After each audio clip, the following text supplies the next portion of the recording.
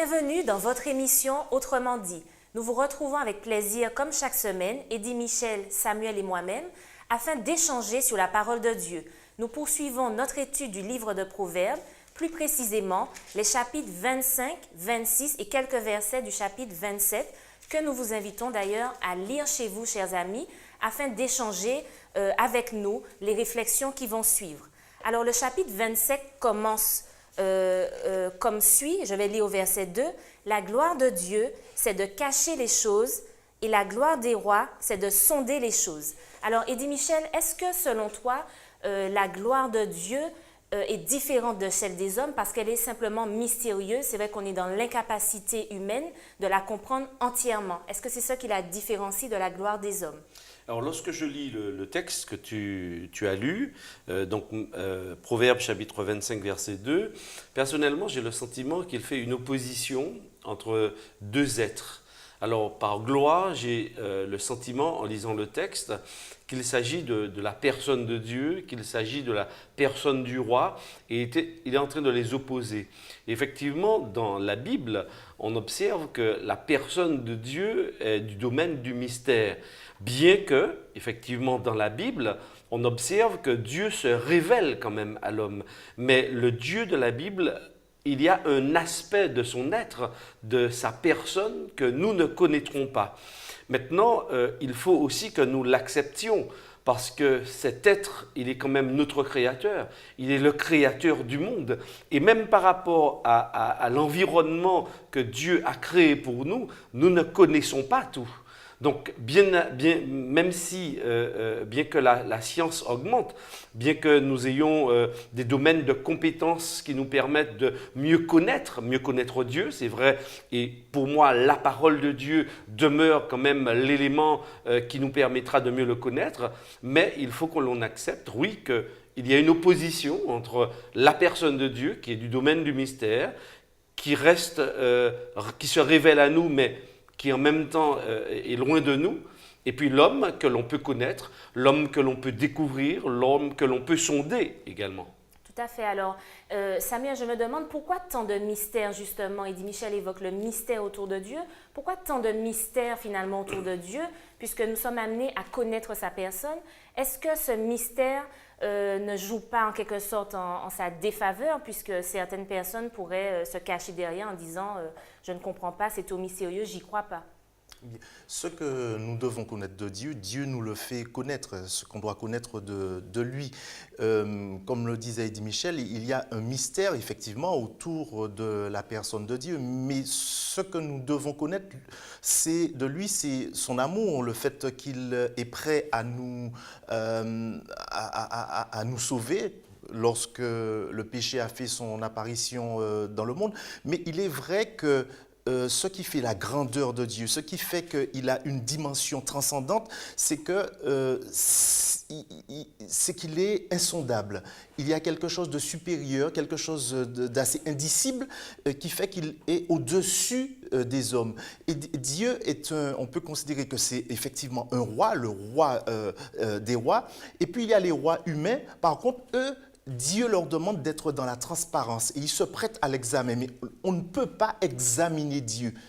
On ne peut pas examiner Dieu. Dieu ne nous demande pas de... qui reste quand même mystérieuse. Oui, il faut que cette dimension-là, Dieu, en fait, tient justement à ce mystère-là. Par contre, la connaissance de Dieu, quand Dieu nous invite à le connaître, il nous invite à le rencontrer dans l'espace que lui, il nous donne pour le connaître. Alors justement, la semaine dernière, nous avons parlé de la vérité. Alors justement, puisque la gloire de Dieu, c'est de cacher les choses, comment faire pour se dire « je recherche la vérité », mais en même temps, on s'obstine puisque finalement, il y a des choses qui vont rester de l'ordre du mystère. Ce que nous devons connaître, ce que Dieu estime que nous devons connaître, il nous le donne, il l'apporte à notre connaissance. La vérité justement, qui est nécessaire pour nous en tant qu'êtres humains, eh bien, Dieu nous l'apporte, cette vérité-là. Par contre, la vérité, il y a certaines vérités qui sont de l'ordre du divin, qui sont de l'ordre des choses que nous n'avons pas à connaître aujourd'hui, mais Dieu ne nous le fait pas connaître. Et il arrivera un moment donné où nous connaîtrons certaines choses. Mais je ne peux même pas dire que nous connaisserons tout. Il y a certaines choses aujourd'hui que nous ne connaissons pas, mais que Dieu se fera un plaisir. Oui, il se fera un plaisir de nous révéler à un certain moment. Mais je ne sais pas, je ne peux pas, je n'ai pas d'éléments me permettant de dire que on connaîtra Dieu dans toutes ses dimensions, dans tout, et qu'on connaîtra Dieu de A à Z. Tout à fait. Alors, il faut, comme tu disais, Eddie Michel, accepter simplement qu'il y a des informations utiles, indispensables aujourd'hui et d'autres qui le seront peut-être, qui seront révélées par la suite. Et je me pose quand même une question. Pourquoi selon toi, tant de personnes n'arrivent pas à croire en Dieu? On a l'impression qu'on est prêt à croire en tout et n'importe quoi. Et pourtant, il y a tant de personnes qui ne croient pas aujourd'hui encore à Dieu. Oui, peut-être que c'est lié à la part de mystère. Parce qu'en tant qu'être humain, je pense que nous aimons connaître les choses parce que ça nous sécurise également. Ça nous permet de faire confiance parce que finalement on connaît, on sait. On croit ce que l'on voit le plus souvent. Oui, d'une certaine manière, en tant qu'être humain, nous sommes un peu dans cette dynamique, dans cette recherche-là. Et donc, oui, ce que l'on peut cerner, c'est plus facile pour nous de faire confiance, mais ce qu'on ne peut pas totalement cerner, comment faire confiance? Comment être sûr que nous sommes, par exemple, tu as utilisé le terme tout à l'heure, dans la vérité, avec un être que l'on ne saisit pas totalement. Et Samuel a raison de le dire, je crois que pour notre salut, par rapport à la situation dans laquelle l'homme se trouve, Dieu lui a donné tous les éléments dans sa parole pour pouvoir se positionner, pour pouvoir marcher, pour pouvoir vivre. Mais oui, ce qu'il doit savoir, c'est que Dieu l'aime par-dessus tout, que Dieu est son créateur, mais que Dieu n'est pas seulement ça. Dieu est beaucoup plus que cela, et ça, il faut qu'on admette. Il faut reconnaître également que même les êtres humains, nous n'utilisons pas toutes les capacités de notre cerveau.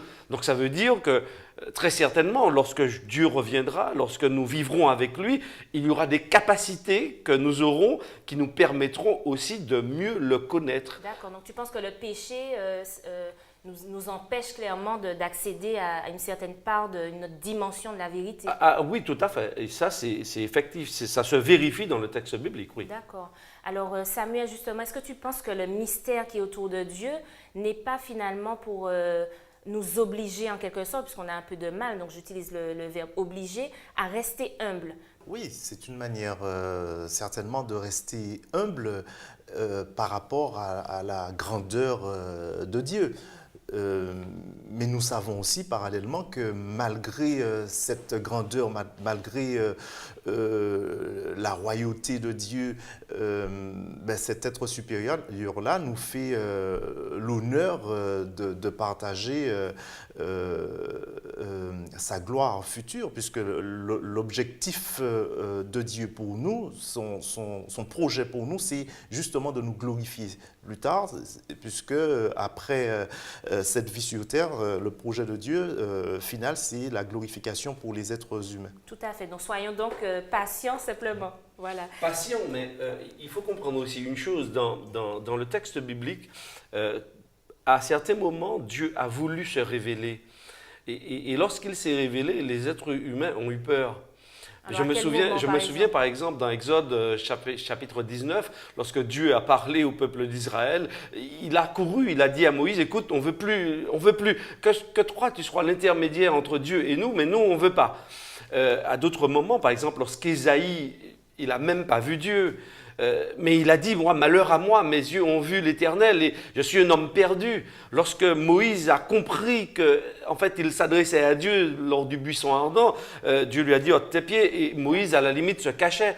Donc, en quelque part, c'est vrai qu'il y a une certaine curiosité chez l'être humain de vouloir connaître de Dieu. Mais en même temps, la transcendance de Dieu, la grandeur de Dieu l'homme ne peut pas contenir Dieu, l'homme ne peut pas définir Dieu, l'homme ne peut pas supporter l'éclat de la gloire, de la présence même de Dieu. Pour nous protéger. Donc Dieu, et tu as raison de le dire. On ne saurait voir Dieu tel qu'il est réellement. Et tu as entièrement raison, c'est-à-dire que Dieu lui-même met des protections, non pas pour lui, mais par rapport à nous, parce que la condition dans laquelle nous sommes, dans la situation d'homme pécheur, on ne peut pas voir Dieu comme ça et apprendre encore plus de lui. C'est parce que nous sommes limités par le péché. Donc. Tout à fait. D'accord. Alors, dans les passages que nous avons étudiés, c'est vrai qu'on décrit aussi différents types de personnages. Alors, j'ai noté qu'on parle de l'insensé, du paresseux, des amis, bons comme mauvais. Alors, on va essayer un petit peu de s'attarder sur chacun des personnages décrits. Alors, je vais commencer par l'insensé qui se croit sage d'ailleurs. Donc, il y a pas mal d'images qui sont utilisées à ce propos. Alors, je retiens notamment Proverbe 26, verset 11, que je vais lire. « Comme un chien qui retourne à ce qu'il a vomi, alors est un insensé qui revient à la folie. » Alors, c'est assez fort comme image. Est-ce que Samuel, l'insensé, a réellement conscience de sa folie? Ben, j'ai envie de dire, pas forcément, mais on a là plusieurs degrés de folie, si je puis dire, puisqu'on a un insensé et puis qui revient à sa folie. Bon, on peut penser que c'est quelqu'un qui avait peut-être évolué de manière positive et puis qui revient à son état antérieur qui était pire que celui qui était pire que celui qu'il avait auparavant. Alors pour bien comprendre, on parle d'insensé, on parle de quoi précisément? Un insensé, c'est un fou, c'est... Non, pas forcément. Un insensé, c'est très souvent dans le livre des Proverbes, on parle d'insensé que l'on oppose à celui qui est sage. L'insensé, c'est celui qui, justement, se croit sage à ses propres yeux. C'est celui qui pense qu'il connaît tout. D'ailleurs, c'est le verset 12 qui dit « Si tu vois un homme qui se croit sage, il a plus à espérer d'un insensé que de lui. » Donc là, c'est bien évidemment la folie à des degrés divers. Un insensé quand on parle du chien qui retourne à ce qu'il a vomi, c'est comme cela, nous dit Salomon, que l'on peut caractériser un insensé qui retourne à sa folie. D'accord. Alors, Eddy Michel, comment faire face justement à un insensé, comment faire pour le faire entrer en raison? Est-ce qu'un insensé c'est perdu d'avance, on peut pas lui parler, on ne peut pas avoir un échange constructif avec une telle personne, ou est-ce qu'on peut quand même entamer un dialogue et le ramener à la raison, qui est l'inverse de la folie? Tout à fait. Alors, je vais quand même préciser que, par exemple, un lecteur qui prend le texte pourrait se dire que Salomon est en train de parler de personnes atteintes de maladies psychiatriques. Non, pour Salomon, il ne s'agit pas de ce genre de personnes. Il s'agit pour lui, quand on lit Proverbes, et pour lui, il y a deux voies, la voie de la vie, la voie de la mort. Il y a deux côtés, Samuel l'a dit, les sages et les fous.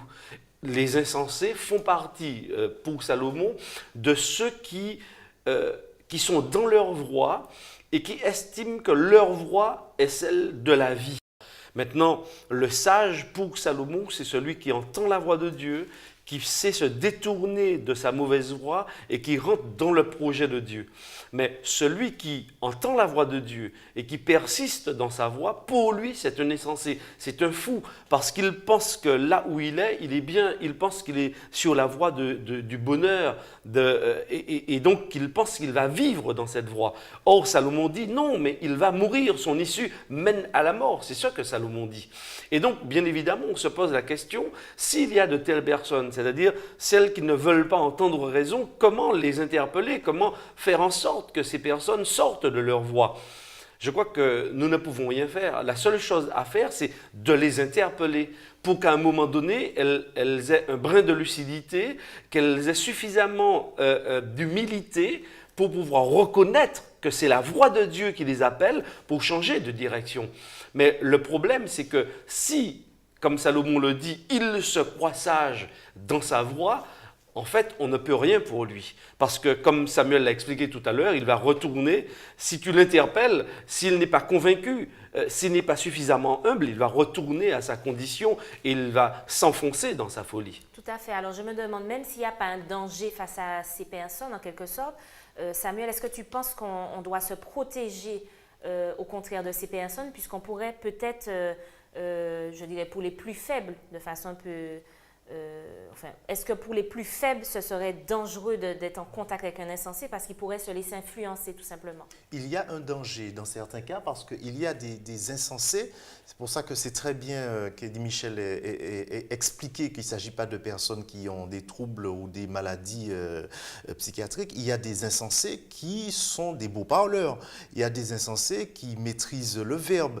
Et effectivement, il y a des personnes qui sont un peu plus faibles, un peu plus influençables et qui peuvent se laisser, comment dirais-je, influencer par des personnes insensées. Mais les insensés, on les trouve à tous les niveaux. Quand je regarde le texte au verset 16, par exemple, le paresseux, c'est un insensé. Le paresseux se croit plus sage que 7 hommes qui répondent avec bon sens. Donc le paresseux, en l'occurrence là, c'est un insensé. Mais le riche également, au chapitre 28, l'homme au verset 11, l'homme riche se croit sage, mais le pauvre qui est intelligent le sonde. Donc on pourrait multiplier les textes comme ça, où il y a des gens qui se croient sages, mais qui en fait sont insensés. Le discoureur, l'intellectuel qui se croit supérieur aux autres, lui, il est considéré également comme un insensé. Et par rapport à ta question, il faut effectivement... on peut effectivement dire qu'il faut s'éloigner de ces personnes-là, ou en tout cas ériger des barrières pour ne pas se laisser prendre au piège. D'accord. Alors, tu parles également du paresseux. Tu fais bien, puisque c'est le deuxième type de personnage que j'avais noté dans le passage qui est décrit. Alors, il y a également plusieurs images qui sont parfois même un peu marrantes quand on parle du paresseux. Alors, pour citer par exemple Proverbe 26:15, le paresseux plonge sa main dans le plat et il trouve pénible de la ramener à sa bouche. Alors ça, c'est une image forte que j'ai notée. Et dans Proverbe 23, verset 13, le paresseux dit « Il y a un lion dehors ». Alors, Eddie Michel, est-ce que ça veut dire qu'il y a un lion dehors? Donc, il y a un danger, vaut mieux rester chez soi, ne pas travailler. En même temps, j'ai envie de dire, oui, le danger est bien à l'extérieur. Il ne faut pas s'exposer. On parle souvent de ne pas se mettre sur le terrain de l'ennemi. Comment concilier justement la prudence et la paresse? Oui, parfaitement. Maintenant, quand on lit ce proverbe que tu as cité, on pourrait se dire, mais tiens, le paresseux est plein de bon sens parce qu'il voit un lion dehors, c'est-à-dire à la limite, il voit le danger. Maintenant, chacun de nous, nous savons aussi qu'il y a danger lorsque nous prenons un véhicule, lorsque nous prenons l'avion, lorsque nous sortons de chez nous, on prend des risques. Vivre, c'est prendre un risque. Maintenant, le paresseux, lui, il va justifier sa paresse, c'est-à-dire le fait qu'il n'ait pas envie de sortir. Donc, il va trouver toutes les bonnes raisons extérieures, apparentes, pour justifier sa paresse. Donc, ce n'est plus de la sagesse, c'est de la paresse, c'est de la fainéantise. Et donc, je crois que non, la Bible n'encourage pas justement ce genre de fonctionnement. Et je crois qu'au contraire, comme je l'ai dit précédemment, vivre, c'est prendre des risques. Lorsque nous sortons, lorsque nous voulons grandir, on prend des risques. Et donc, je crois que Dieu nous invite aussi à vivre. Il nous invite à prendre des risques, mais à mesurer aussi les risques. Et si nous sortons sans que l'on ne soit égratigné, sans que l'on ne perde quelque chose, eh bien on restera systématiquement à la maison, on restera figé, on va se protéger de tout. Mais je crois que ce n'est pas vivre. Vivre, c'est prendre des risques. Vivre, c'est aborder l'autre, c'est accepter qu'il y ait aussi des difficultés sur le parcours et par la grâce de Dieu, eh bien, les surmonter. Et donc je crois que lorsqu'on parle aussi de résilience, la résilience c'est aussi un peu cela, c'est-à-dire face aux coups durs, face aux difficultés, face aux épreuves, face aux traumatismes de la vie, eh bien on va quand même trouver des ressorts pour s'en sortir, pour s'accrocher et trouver le chemin de la vie. Et je crois que ça c'est important, mais le paresseux au contraire va se morfondre sur lui-même, il va toujours chercher à dépendre des autres et je ne crois pas que ce soit ce que Dieu demande et attend de ses enfants. Tu parlais de prendre des risques, de sortir, de côtoyer l'autre. Et effectivement, dans les passages, on parle d'amitié. Alors, on connaît tous le fameux dicton « Dis-moi qui tu fréquentes et je te dirai qui tu es ». Est-ce que ça pose un problème du choix de nos amis, de nos fréquentations? Comment choisir ses amis? Est-ce que déjà, il faut faire le tri, il faut faire un choix tout en restant quand même tolérant, puisqu'on est quand même amené à aimer notre prochain comme nous-mêmes? Mais est-ce qu'il faut rester en garde? Est-ce qu'il y a des amis à fréquenter et d'autres non? Bien, en fait, on a des camarades, on a des fréquentations. En tout cas, personnellement, le mot ami, je le réserve à l'élite. Oui, alors c'est effectivement être d'une certaine manière sélectif. Parce qu'on a des affinités, une affinité particulière avec son ami, on partage des choses particulières avec son ami. Mais lorsqu'on parle de personnes avec lesquelles que l'on côtoie, on va dire cela comme cela, il faut, lorsqu'on est un enfant de Dieu, faire attention jusqu'où on va avec ces personnes-là.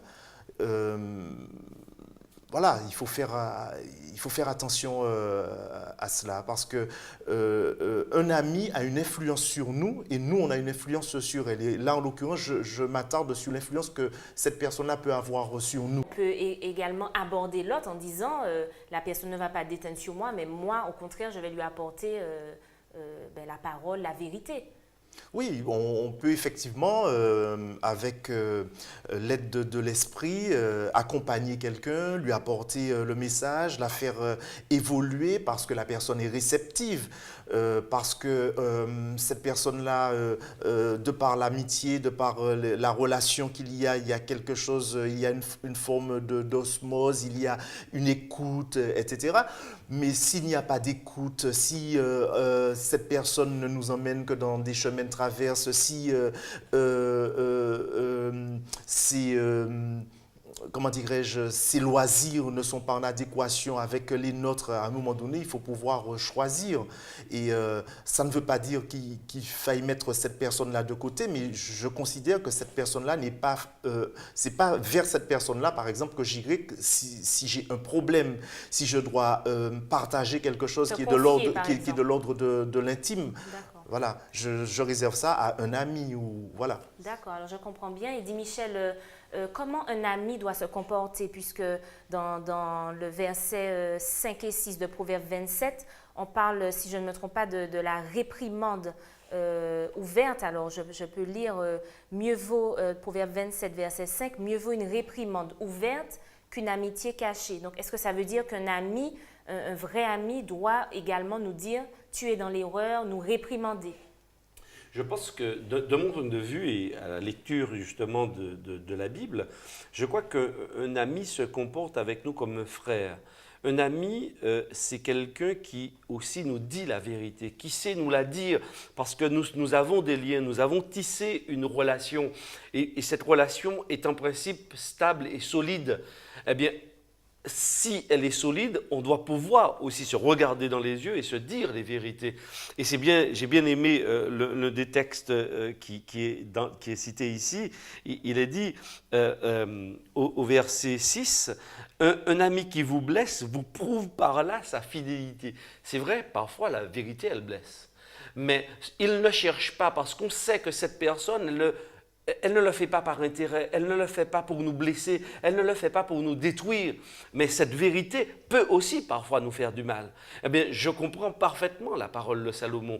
Et d'ailleurs, il dit un peu plus bas, au verset 17, c'est vrai que l'amitié, elle s'aiguise aussi dans la confrontation. L'homme s'affine au contact de son prochain, tout comme le fer se polit par le fer. Est-ce que ça veut dire qu'il faut vraiment une confrontation entre deux personnes pour améliorer la qualité des relations? Oui, je crois que lorsqu'on est vrai, lorsqu'on s'aime réellement, on n'est pas tout le temps dans cette relation. Il faut bien comprendre qu'on n'est pas tout le temps dans la confrontation. Mais ça arrive parce que bien évidemment, on a des vues différentes, on a des points de vue qui s'opposent, mais on peut échanger. Mais parce qu'on s'aime, eh bien, je crois que la relation aussi grandit.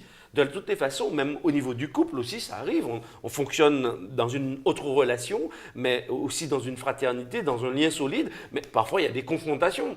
On n'est pas du béni oui, on ne dit pas oui à tout ce qui se passe et à tout ce qui se fait. Non, on se confronte, mais on s'aime et on le fait pour le progrès de l'autre et l'autre le fait aussi pour mon progrès. Et dans cette dynamique, on chemine, on grandit ensemble et on devient, on se rapproche. La relation devient plus forte et elle devient de meilleure qualité. Oui, oui, tout à fait. Donc de la confrontation naît justement une relation plus pure, plus parfaite peut-être. Tout à fait, On s'entend mieux. plus parfaite et elle est plus belle parce qu'on sait que cette personne, c'est un ami, on peut se reposer, on peut lui faire confiance, on peut partager avec cette personne. Eh bien, je préfère personnellement avoir de tels amis que d'avoir des faux amis, c'est-à-dire des gens qui rient avec moi, des gens qui ne me disent absolument rien, mais qui voient que je m'enfonce et qui me laissent m'enfoncer. Tout à fait, tout à fait. Personnellement, Alors, je n'aime pas forcément ces amis. D'accord, je comprends bien. Je préfère m'en éloigner en tous les cas.